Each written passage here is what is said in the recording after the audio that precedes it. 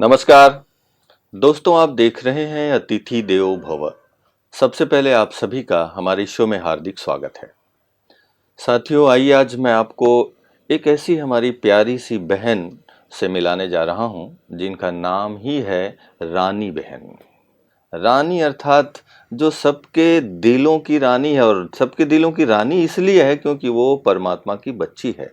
उनके जीवन में, उनके व्यवहार में परमात्मा प्रेम की वो खुशबू है, जिसके चलते आज वो राजयोगा टीचर बन करके पूरी दुनिया में बाबा की प्रत्यक्षता की सेवा में उनका जीवन समर्पित है। रहती भोपाल में है, लेकिन उनके अंदर बहुत सारी विशेषताएं हैं, आपने देखा भी होगा। आइए हम उनके जीवन के कुछ अनकहे अनटच कुछ स्टोरी हम जानेंगे, और आज हमारे शो में उपस्थित है रानी बहन। आपका बहुत बहुत स्वागत है हमारे शो में।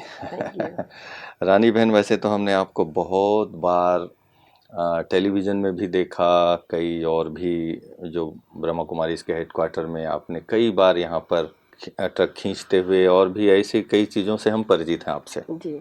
और सारे दर्शक भी आपको इस रूप में विशेष जानते हैं। जी। तो रानी बहन, हम आपसे जानना चाहेंगे सबसे पहले कि विशेष आपका बचपन कहाँ बीता, पढ़ाई लिखाई, फैमिली बैकग्राउंड के बारे में थोड़ा सा। जी वैसे तो मैं यूपी से हूँ। झांसी के पास जाखलौन है, अच्छा, छोटा सा हाँ, गांव है, वहां से हूँ। हम्म, जन्म मेरा उज्जैन में हुआ, अच्छा, महाकाल की नगरी में, क्योंकि मम्मी का मायका उज्जैन में है, तो मेरा अच्छा, ननिहाल। और जैसे सपने सभी देखते हैं, एक न्यूबॉर्न बेबी भी सपने देखता है। मैंने भी सपने देखे, लेकिन जब सपनों को समझना शुरू किया तो एक ही सपना सोचा, समझा और देखा कि कुछ अलग करना है, कुछ हटके करना है।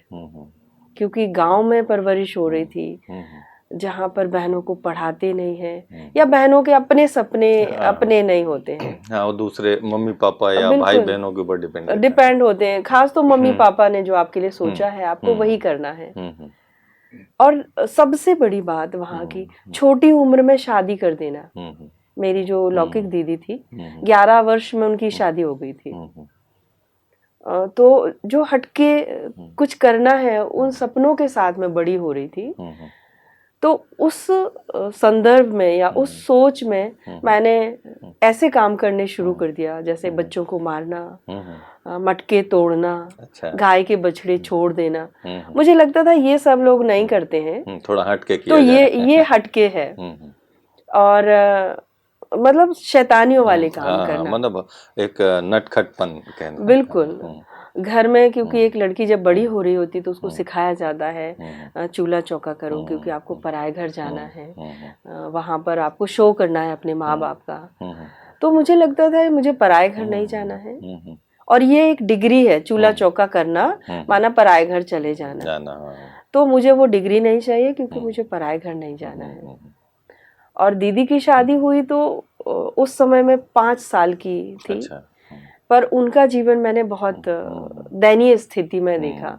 11 वर्ष की बच्ची की शादी होती है, तो और ज़्यादा मुझे लगा कि मुझे शादी नहीं करनी है, इसी तरह से कुछ करना है जिसमें मैं कहीं और नहीं जाऊं। लेकिन क्योंकि गांव में थे, बहुत साधारण परिवार था, पापा पीडब्ल्यूडी में सर्विस करते थे, घर में टीवी नहीं था, लाइट नहीं थी, तो हमने कभी ये भी नहीं देखा कि बहनें स्पोर्ट्स में जाती हैं या ऐसा कुछ करती हैं। तो मेरे लिए यही सब हटके था।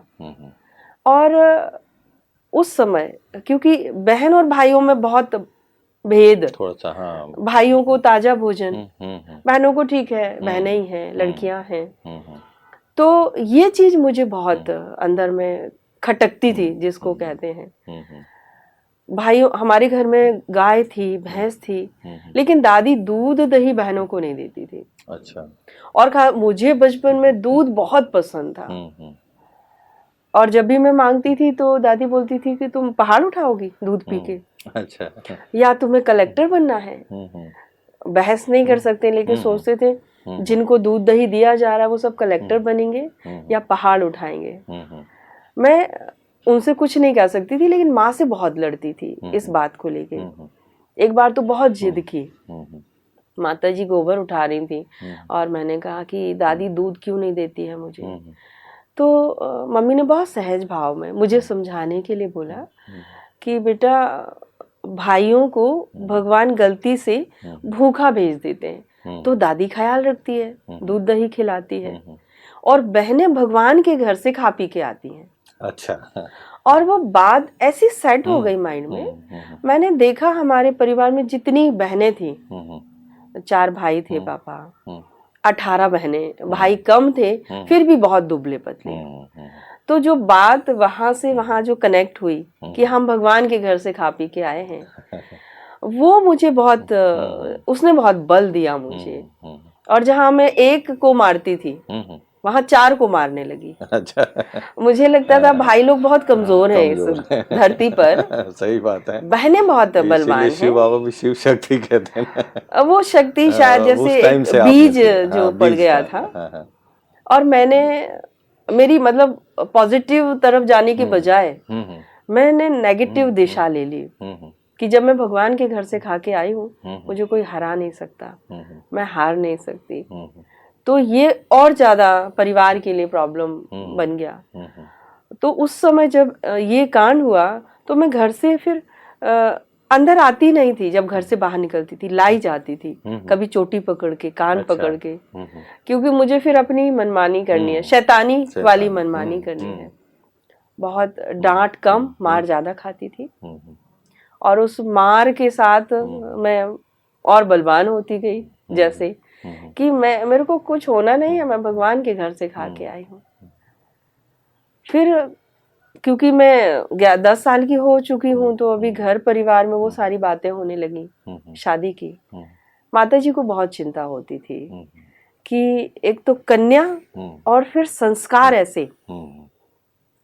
तो हमारे गांव में प्रदर्शनी लगी ब्रह्मा कुमारी की, और बहनें आई और माता जी ने वो प्रदर्शनी समझी, कोर्स किया। तो मैंने पहली बार माता जी का इतना अच्छा रूप देखा कि मेरी शैतानी करने के बाद मुझे डांटा नहीं, मारा नहीं, क्योंकि वहां से वो एक मंत्र सीख के आई थी, ओम शांति। अच्छा। और वो ओम शांति उनके जीवन में दिखाई दिया। और उसके दूसरे दिन हमारे घर में 2 दीदियां आई और वो दीदियां जैसे ही मुझे देखी तो बहुत प्यार से मुस्कुराई।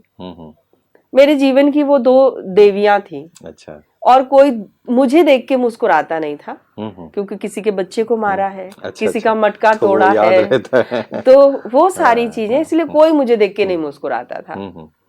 मुझे लगा मुझे ऐसा जीवन बनाना है जो किसी को भी देख के मुस्कुराओ और उसको वो खुश हो जाए। और मैंने माता जी से बोला कि मुझे ऐसा बनना है। मुझे नहीं पता था कि ऐसा बनने के लिए भी क्या करना पड़ता है। और माता जी को बहुत अच्छा लगा। उन्होंने मुझे छोड़ा। अवधेश बहन जी को सभी जानते हैं। उन्होंने मुझे फिर पालना दी। सिंगरौली में मैं रही। वहां जाके भी जो अंदर एक कुछ शरारत करनी है वो संस्कार में आ गया था, तोड़ना फोड़ना। तो वहाँ भवन निर्माण का कार्य चल रहा था। अच्छा, हाँ, सिंगरौली में बहुत बड़ा भवन बहन जी ने हॉस्टल बनाया था। और महेंद्र भाई साहब भी, जिनका नाम बाबा मुरली में लेते हैं, किंग महेंद्र। तो पहला क्लास मैंने भाई साहब का, महेंद्र भाई साहब का सुना था। और उसमें ये था कि अगर आप अपना तन ईश्वरीय सेवा में लगाते हैं तो स्वस्थ तन मिलता है, मन ईश्वरीय सेवा में लगाते हैं तो स्वस्थ मन मिलता है, और धन ईश्वरीय सेवा में लगाते हैं तो कभी धन की कमी नहीं आती है, धन का सुख मिलता है। तो 2 चीजें मुझे नहीं समझ में आती थी, एक तो मन और धन।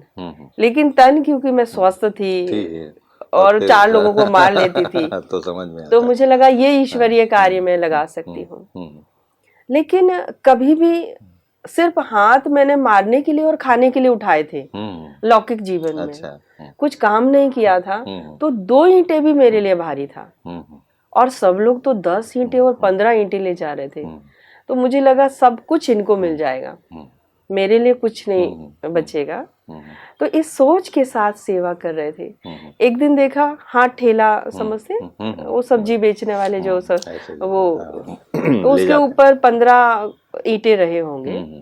और मेरी हाइट क्योंकि उससे मैच कर रही थी, 2 चोटी बनाते थे हम, और 2 चोटियों को उसमें टाई किया जो अच्छा पकड़ने वाला होता अच्छा था, अच्छा अच्छा और उसको ले गई। अच्छा वो मेरे लिए एक खेल कह सकते हैं, हाँ हाँ हाँ वो था। अच्छा सबको लगा कि क्या पागलपन है, हम्म तब तक सब मैंने कोई अपनी शरारतपन को ईश्वरीय सेवा में भी लगा लगा दिया। दिया। कह सकते हैं कमजोरी को ईश्वरीय सेवा में अर्पित कर दो नहीं वो तो वो खैर वो ताकत कमजोरी तो नहीं कह सकते उसको, एक बचपन का शरारत ही में होता शरारत ही है। है।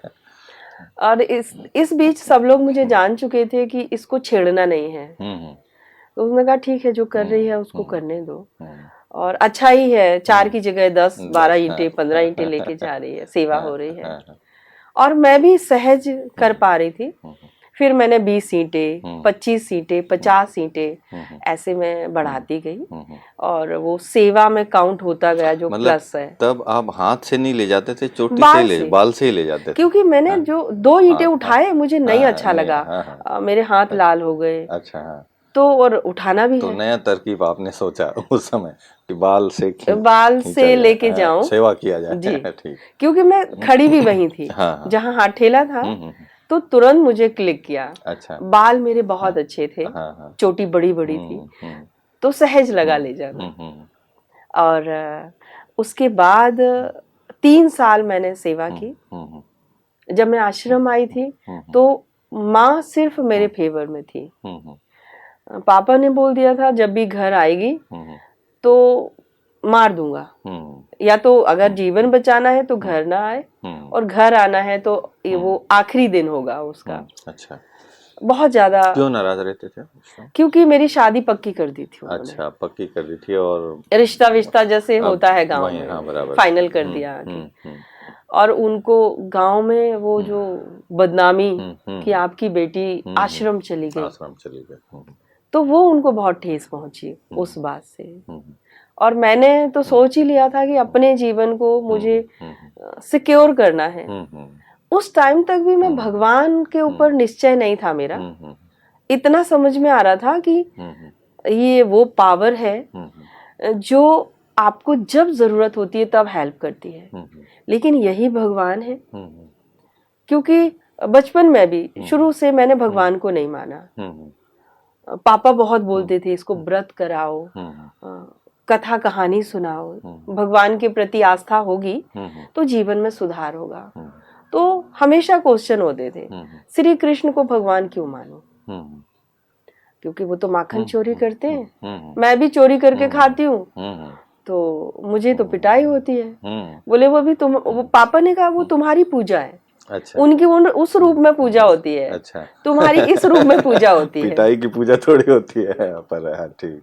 तो और राम को मैं क्यों मानूं, सीता जी चोरी हो गई, उनको लाने के लिए भी बंदर चाहिए पड़े उनको। तर्क बुद्धि बहुत थी कि मुझे वैसा भगवान चाहिए जो परफेक्ट हो, और वो कोई भी भगवान मुझे नहीं दिख रहे थे। इसलिए एक बार मुझे याद है, बहुत जबरदस्ती मुझे एक व्रत कराया गया, तीज का व्रत था जिसमें कुछ खाते पीते नहीं है। तो मैंने कहा ठीक है रख लेती हूँ। गांव में रोटियां एक साथ बना के रखते हैं पूरे दिन की, 3 बार, मतलब 2 बार दोपहर में चूल्हा नहीं जलाते हैं। मैं जितनी बार अंदर गई मैंने 2 रोटी में नमक और तेल लगाया, खाया और बाहर आ गई। उस दिन मैंने 6 बार भोजन किया। अच्छा। जिस दिन मुझे व्रत रखवाया गया। अच्छा।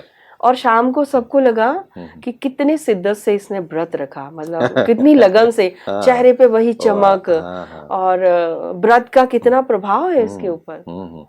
वो मैं पहली बार बता रही हूँ ऐसे। माता जी को आज भी नहीं पता कि मैंने व्रत के दौरान ये सब 6 बार भोजन मुझे किया। भी याद है जन्माष्टमी उपवास के टाइम मैं भी ऐसे किया करता था, फ्रूट खा लेता था, दुनिया को कहता था कि उपवास है।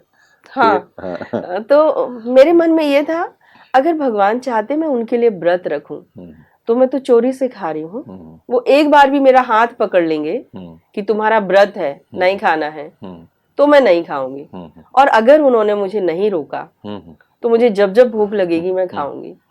और सचमुच में उन्होंने मेरा हाथ नहीं पकड़ा, मुझे मौका ही दिया खाने का। तो मुझे लगा वो चाहते हैं कि मैं खाऊं।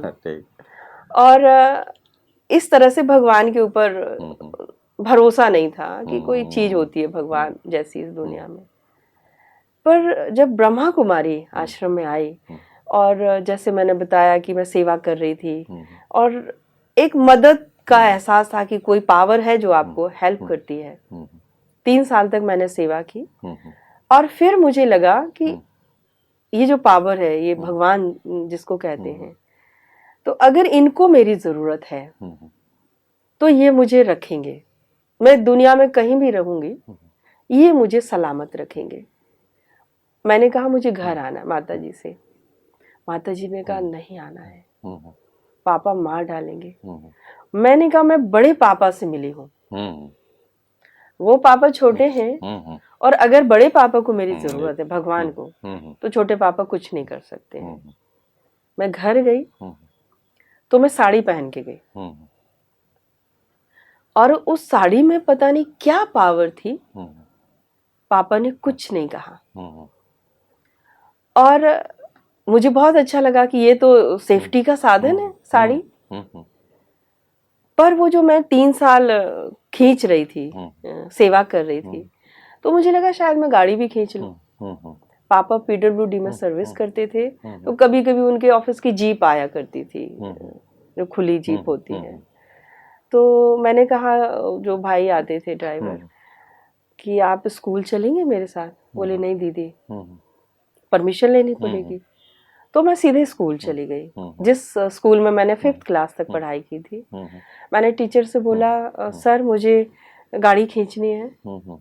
तो बोले कि तुमको बोलने में कुछ प्रॉब्लम है, गाड़ी खींची नहीं जाती है, चलाई जाती है। मैंने कहा सर मैं चला नहीं पाती हूँ, मैं खींच लेती हूँ। अच्छा। जब मैंने उन्हें बताया, बोले ठीक है तुम कल आ जाना। मैं गई, उन्होंने गाड़ी की व्यवस्था की और मैंने वो गाड़ी खींची। बहुत सारे लोग थे वहां पर। पहली बार मेरे सर इतने खुश हुए मेरे से। अच्छा। और उनके पास एक ट्रॉफी थी और मुझे अभी भी याद है, उन्होंने 100 रुपए दिए और वो ट्रॉफी दी। बहुत जो आसपास लोग थे वो भी खुश हुए, ताली बजाई और मुझे लगा आज मैंने बहुत अच्छा काम किया है, पापा भी खुश होंगे। और मेरे घर जाने से पहले किसी ने पापा को बताया कि आपकी बेटी के अंदर जिन्न प्रवेश कर गया। अच्छा। पापा बाहर ही मिल गए। अभी तक तो कुछ नहीं कहा था, लेकिन उन्होंने जैसे ही मैं घर पहुंची, फिर से मेरा हाथ पकड़ा और सीधा ओझा के पास ले गए, झाड़ फूक वाले के पास। हमारे गांव में बहुत अच्छे झाड़ फूक वाले हुआ करते थे, बहुत दूर दूर से लोग उनके पास आते थे। हम गए और उन्होंने बहुत अच्छे से मुझे झाड़ा, पूरे मंत्रों के साथ। अच्छा। ताबीज दिया, अच्छा। मैंने बंधवा लिया। अच्छा। अच्छी भभूति दी। अच्छा। मंत्र पढ़ के मैं खा गई, घर आ गई। पापा निश्चिंत हो गए, उनको लगा इसका जो जिन था वो उतर गया। या उन्होंने बताया नहीं कि इनमें नहीं है, इस बच्ची में कोई नहीं, ऐसा बताया? उन्होंने कुछ नहीं बताया। उन्होंने कहा इसका जिन मैंने उतार दिया। पर उनको पता तो चल गया होगा कि इनमें कुछ नहीं है। बिल्कुल, लेकिन आप जिस भावना से जा रहे हैं, उस भावना को बनाए रखने के लिए वो लोग ऐसा करते हैं कई बार, ताकि नहीं तो आप फिर दूसरी जगह ले जाएंगे, दूसरी जगह ले जाएंगे। उन्होंने कहा जो इस बच्ची में था ना शैतान, उसको बांध दिया है। अच्छा। ताबीज बांधा मतलब वो बंधा रहेगा। उसके ठीक 6 महीने के बाद भोपाल में मैंने मिनी बस खींची। बड़ा जीन आ गया फिर। उसके 6 महीने के बाद ट्रक खींचा। फिर 1 साल के बाद मैंने ट्रेन का इंजन खींचा। 2008 में लिम्का बुक ऑफ रिकॉर्ड बनाया। उसके बाद 2011 में गिनीज वर्ल्ड रिकॉर्ड बनाया। कोरिया में जाके डबल डेकर बस खींची। जापान के लिए एक शो किया। 2019 में ब्रिटिश पार्लियामेंट से मुझे बुलावा आया, इनविटेशन आया, वहां पर मुझे सम्मानित किया ब्रिटिश पार्लियामेंट में। तो ये जो जिन था वो बाहर ही नहीं था, जिन तो था, लेकिन वो अंदर का जिन जागा था, जो किसी साधु संत महात्मा से पकड़ में नहीं आया। नहीं, सेल्फ कॉन्फिडेंस का जिन था। वो परमात्मा शक्ति से जो आत्मिक शक्ति जागृत हुई थी या जागृत हुई है, वो किसी के बांधने से नहीं बंधती है। शरीर के कमजोर होने से भी वो शक्ति कमजोर नहीं होती है। वो एहसास हुआ और वो शक्ति धीरे धीरे बढ़ती गई और उस शक्ति के बढ़ने से आज आपके सामने हूँ, सबके सामने हूँ, सब मुझे जानते हैं, नहीं तो पता नहीं किस रूप में मुझे जान रहे होते आज। सही बात है। एक बहुत बड़ी, मतलब यूं कह सकते हैं जी कॉन्फिडेंस की एक बहुत बड़ी मिसाल है ना। जनरली लोग सोचने में भी लगता होगा ए कैसे होगा ये, और वो आपने करके दिखाया है। क्योंकि हमारी बॉडी की जो सबसे बेजान चीज है वो बाल है, जिसको काटने से दर्द भी नहीं होता है। तो कमजोर से कमजोर चीज को भी शक्तिशाली बनाया जा सकता है राजयोग मेडिटेशन से। और आप देखेंगे एक इंसान की कमजोरी भी बाल ही है। आप उसको बाल से पकड़ लीजिए, वो हथियार डाल देगा। वर्तमान में तो आप देखिए बहनों के, भाइयों की 25% सैलरी या आय का हिस्सा बाल और खाल पर जाता है। सही बात है। ये पता है दोनों का मतलब एक लिमिट है। बाल भी एक दिन जाने हैं, खाल भी एक दिन जाने हैं। उसी के पीछे फिर भी इतने सारे संकल्प, खर्चे, मतलब सब लगा रहे हैं, उसमें लगा रहे हैं। आपने उसको एक बहुत बड़ी विशेषता बना के एक सेवा का साधन भी, और एक एग्जाम्पल है एक्चुअल। मुझे लगता है पूरे ब्रह्मा कुमारी इस परिवार में ही नहीं बल्कि एक दुनिया के लिए एक मिसाल लगता है। ऐसे सुनने में बहुत कम आता है, मैंने तो नहीं सुना है कि ऐसा होता है। आपको पता है कि जिस तरह से आपने इस कॉन्फिडेंस को डेवलप किया है, आपके पहले आपने किसी को देख के, होता है ना किसी का रोल मॉडल, अच्छा उसने ऐसे किया था तो मैं भी ऐसे करूं, ऐसा कभी आपने सुना था? मैंने तो नहीं सुना है। मैंने भी नहीं सुना, क्योंकि गिनीज वर्ल्ड रिकॉर्ड मैंने बनाया। जैसे मेरा गिनीज वर्ल्ड रिकॉर्ड जब मैं बना रही थी, उस समय का अनुभव, जो परमात्मा शक्ति का आपको अनुभव होता है, जब आप रिकॉर्ड सेट करते हैं तो 3 अटेम्प्ट आपको मिलते हैं। और मैं क्योंकि बहुत ओवर कॉन्फिडेंट थी, मैं जब वहां गई खींचने के लिए तो चारों तरफ से आवाज आ रही थी, रानी रानी। तो मैं, एक नशा था मुझे, मैं अभी तक काफी प्रोग्राम कर चुकी हूँ, जैसे नहीं सक्सेस आपके सिर पे होती है, सिर पे, तो मैं उस नशे में थी। मैं गई और जैसे मैं खड़ी होती थी, मैंने बांधा, और मैं सेलिब्रिटी थी बड़ी वहां पर। फर्स्ट टाइम मैंने किया तो नहीं हुआ, तो मुझे लगा कि मैं पावर नहीं लगाई अपनी पूरी। फिर दोबारा मैंने अपनी पूरी ताकत लगा के और शुरू किया, तो दोबारा भी नहीं हुआ। अच्छा, और ये घटना कहाँ की है? ये हमारे गांव में उन्होंने रिकॉर्ड बनाया था, क्योंकि वो चाहते थे वो गांव का माहौल दिखाएं, वो लोग दिखाएं जिनके साथ आप रहे हो। तो 2 बार में मुझे समझ में आ गया, दूसरी बार में मेरे पास आखिरी अटेम्प्ट था कि ये जो पावर आत्मिक है, लेकिन बिना परमात्मा की शक्ति के आत्मिक शक्ति भी काम नहीं करती है। और फिर मैंने शिव बाबा को याद किया, जैसे मैं हमेशा करती थी। मैं समझ गई कि यहाँ मैं गड़बड़ यहाँ से हो रही है। और मैंने जब बाबा को याद किया, और शायद मुझे उसकी आधी ताकत भी नहीं लगानी पड़ी। वो जब मैं याद करती हूँ वो घटना, तो मुझे एकदम सब कुछ ताजा हो जाता है। और मैंने खींचा तो लोगों को रोकना पड़ा, जो हमने एक बाउंड्री लाइन रखी थी, यहाँ तक मुझे लाना है। अच्छा। उसके आगे हम निकल गए। तो ये परमात्मा शक्ति का जो एहसास एकदम क्लियर उस समय हुआ। प्रोग्राम तो मैंने बहुत किए, जैसे ZTV का एक शाबाश इंडिया शो आता था, बहुत पुराना पहला शो था। इंडियाज गॉट टैलेंट मैंने किया है सोनी के लिए, बहुत सारे प्रोग्राम किए हैं। उनमें सहज था क्योंकि विधि मेरी वही थी, लेकिन यहाँ क्योंकि मैं ओवर कॉन्फिडेंट, सफलता का थोड़ा सा नशा, वो नशा चढ़ गया। तो वो भी हम हमेशा याद रखते हैं कि नहीं, जो भी करो बस वो उसकी देन है। जितनी भी योग्यताएं हैं, कलाएं हैं, प्रभु प्रसाद है। और उसके साथ जब आगे बढ़ते हैं तो वो बढ़ता है, सुख और देता जीने है, का आनंद भी आने लगता है। बिल्कुल। तो मैं चाहती थी कि मैं ट्रेन का इंजन खींचूं, बड़ा रिकॉर्ड सेट करूं। उन्होंने जो मेरे से रिकॉर्ड सेट कराया, एक ट्रॉला के ऊपर 200 लोग बैठे हुए थे, 180 समथिंग थे, उसको खिंचवाया। पर तब तक मैं ट्रेन का इंजन खींच चुकी थी।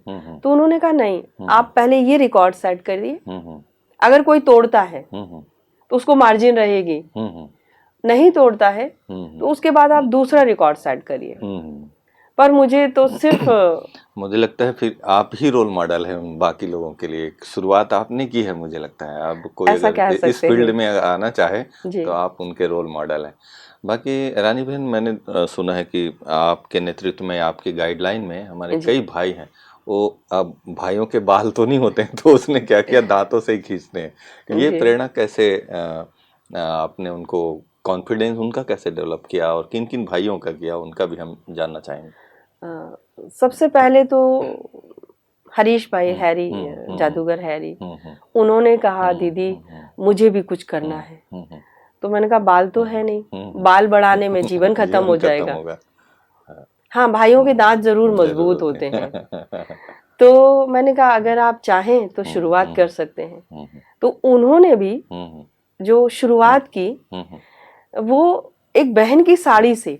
अच्छा। जब मैंने उनको हाँ, अनुभव हाँ, सुनाया तो उन्होंने हाँ, कहा अच्छा, इस साड़ी में ही ताकत है। ताकत है। तो हाँ, उन्होंने हाँ, जो रस्सी हाँ, बनाया हाँ, हाँ, वो बहन की साड़ी को बनाया अच्छा। और शुरुआत की। हम्म, वो भी डबल ट्रक और हम्म, 3-3 ट्रक खींच लेते हैं। हम्म, और उन्होंने भी एक हम्म, रिकॉर्ड सेट किया है। हम्म, उसके बाद हम्म, आशीष भाई जी हमारे हम्म, भोपाल हम्म, के कई हम्म, प्रोग्राम कर चुके हम्म, हैं। हम्म, उनको भी थोड़ा सा पावर हम्म, है उनके अंदर, हम्म, जैसे एक दिशा की जरूरत होती जरूरत है। है गाइडलाइन की। बिल्कुल, मैंने उनको पावर नहीं दी, बहुत सहयोग नहीं किया। जो उनके अंदर था उसको सिर्फ एक दिशा दी कि परमात्मा की शक्ति जब आपके साथ है तो पावर है, लेकिन उसको इस तरह से आप अगर करें हो सकता है आप सक्सेस हो जाएं। सही बात है। और मैं उन लोगों से पूछा भी, आशीष भाई से भी और हैरी जी से, जी तो वो लोग आपके जिक्र कर रहे थे। मैंने उनको एक बार किसी इंटरव्यू में ऐसे ही जनरल प्रोग्राम में जी पूछा, तो बताया हमको रानी बहन ने सिखाया है। मैं जी बोला ये तो बहुत अच्छी बात है ना। और आज रानी बहन हमारे बीच में ही है। जी, थैंक तो यू। ब्रह्मा कुमारी के इस सेवा के फील्ड में अभी वर्तमान समय आप कहाँ और क्या सेवा कर रहे हैं, इसके बारे में थोड़ा जिक्र करें। जैसे मुझे 32-33 ईयर हो गए हैं ब्रह्मा कुमारी से जुड़े हुए, यहाँ आए। तो आपको बताया कि यहाँ आने के बाद मुझे ये पावर मिली। तो सबसे पहला तो मेरा जो लक्ष्य है वो यही है, जो मैं हूँ वो मेरी सेकंड विशेषता या गॉड गिफ्ट है, वो सेकंड है जिससे मैंने थोड़ा बहुत अचीव किया है। और जब मैंने गिनीज वर्ल्ड रिकॉर्ड बनाया तो बहुत सारी कंपनी ने मुझे ऑफर किया। मैंने एक कंपनी को इंडोर भी किया, एक ऑयल कंपनी है, अच्छा। बहुत अच्छा तेल बनाती थी। क्योंकि मेरे से पूछते हैं लोग कि आप कौन सा तेल लगाते हैं, कौन सा शैम्पू लगाते हैं। पहला तो यही है राजयोग मेडिटेशन, क्योंकि मन बलवान तो तन बलवान। जब आप मेडिटेशन करते हैं तो आपका मन बहुत शक्तिशाली हो जाता है। और जरूरी नहीं है उस जिसका बहुत मन बहुत शक्तिशाली है उसके बाल भी बहुत शक्तिशाली हो, ऐसा बिल्कुल नहीं है। वो मन की जो शक्तियां हैं वो अलग अलग दिशा में कार्य करती हैं। सबके साथ एक जैसी पावर नहीं हो सकती है, सबके गुण एक जैसे नहीं हो सकते हैं। ईश्वर ने आपको दूसरी कलाएं दी हैं, गुण दिए हैं, जिनके दम पे आप आगे बढ़ रहे हैं। हम एक ही दिशा में सोचते हैं कि राजयोग मेडिटेशन करेंगे तो हमारे बाल मजबूत हो जाएंगे, ये नहीं हो सकता। क्योंकि हमारा मैटर करता है हमारी दिनचर्या, हमारा भोजन और वहाँ का हवा और पानी, उससे ये चीजें डेवलप होती हैं या कम होती हैं। तो मैंने वो जो ऑफर एक मुझे मिला गिनीज वर्ल्ड रिकॉर्ड बनाने के दौरान, बहुत बड़ी इंटरनेशनल कंपनी थी, शैम्पू का ऐड करना था और 3 साल का कॉन्ट्रैक्ट था, 3 करोड़ रुपए उन्होंने मुझे दिए। तो मैं तैयार हो गई, लेकिन उनका जो ड्रेस कोड था वो हमारे जीवन से मैच नहीं हो रहा था। कपड़े छोटे थे, वैसे भी जब मैं ट्रक खींचती हूँ तो मैं ट्रैक सूट पहनती हूँ, लेकिन उनका जो ऐड मुझे करना था उसमें कपड़े बहुत छोटे थे, पैसे बहुत ज्यादा थे, कपड़े कम थे। मैंने डिमांड भी किया कि आप पैसे कम कर दीजिए, कपड़े ज्यादा कर दीजिए। तो उन्होंने कहा नहीं ये हमारा नियम है। तो मैंने कहा ठीक है, ये हमारा नियम है कि हम कॉम्प्रोमाइज नहीं कर सकते हैं अपनी क्वालिटी के साथ। हालांकि उन्होंने बहुत फोर्स किया, बोले आप पागल हैं। मैंने कहा भगवान का हर बच्चा पागल होता है, सही बात। तो वो तो मुझे स्वीकार है कि मैं पागल हूँ, लेकिन अगर थोड़ा आप झुक सकते हैं अपनी कंडीशन में तो हम कर सकते हैं। क्योंकि वर्तमान में जो आज के युवा हैं वो सब कुछ दांव पे लगा देते हैं सिर्फ सक्सेस के लिए, पैसे के लिए। तो उनके लिए भी मेरा विशेष यही संदेश है कि आपकी एनर्जी सही दिशा में जब लगेगी तो सुख, शांति, संपन्नता, आपको सब कुछ मिलेगा। बराबर। और जब हम थोड़ा सा भी भटक जाते हैं तो वो हमारे जीवन के ऊपर बहुत दुष्प्रभाव डालता है। हो सकता है आपको पैसा मिल जाए, सुख और शांति खो जाएगी। सही। और ये युवा काल जो है एक बहुत निर्णायक मोड़ होता है एक्चुअल में। वैसे भी कहते हैं ना, युवा मतलब अगर उल्टा पढ़े तो वायु होता है, और वायु को अगर सही दिशा मिले तो फिर तेजी से आगे बढ़ सकता है। अगर रॉन्ग डायरेक्शन में तो फिर तूफान बन जाता है। तो ये बहुत निर्णायक मोड़ है, और आप उस मोड़ पे एक अपने गाइडलाइन परमात्मा के साथ, बिल्कुल जैसे डायरेक्ट भगवान ने मुझे गाइड किया कि सब कुछ है। जो भी ब्रह्मा कुमारी इसको देखता है, बड़े बड़े लोग देखते हैं, तो उनको लगता यही जीवन है जिसमें शांति है, प्रेम है, सुख है, संपन्नता है, किसी भी चीज की कमी नहीं लगती है। और जब मैं उस जीवन में हूँ तो इतनी तो समझदार हूँ कि इस जीवन से के अलावा कुछ चाहिए भी नहीं है, इससे ज्यादा कुछ चाहिए नहीं। तो मैंने इसी को चुना, और अभी वर्तमान समय में सतना मध्य प्रदेश में सेवाएं दे रही हूँ 5 साल से। पहले मैं भोपाल में थी और अभी सतना में हूँ। वाह रानी बहन, बहुत अच्छा लगा आज आपके साथ बातचीत करके। आपके जीवन की कुछ ऐसी कहानी आज हमें सुनने को मिला, और निश्चित रूप से हमारे दर्शकों को भी ये अच्छा लगा होगा। आपको बहुत बहुत शुक्रिया।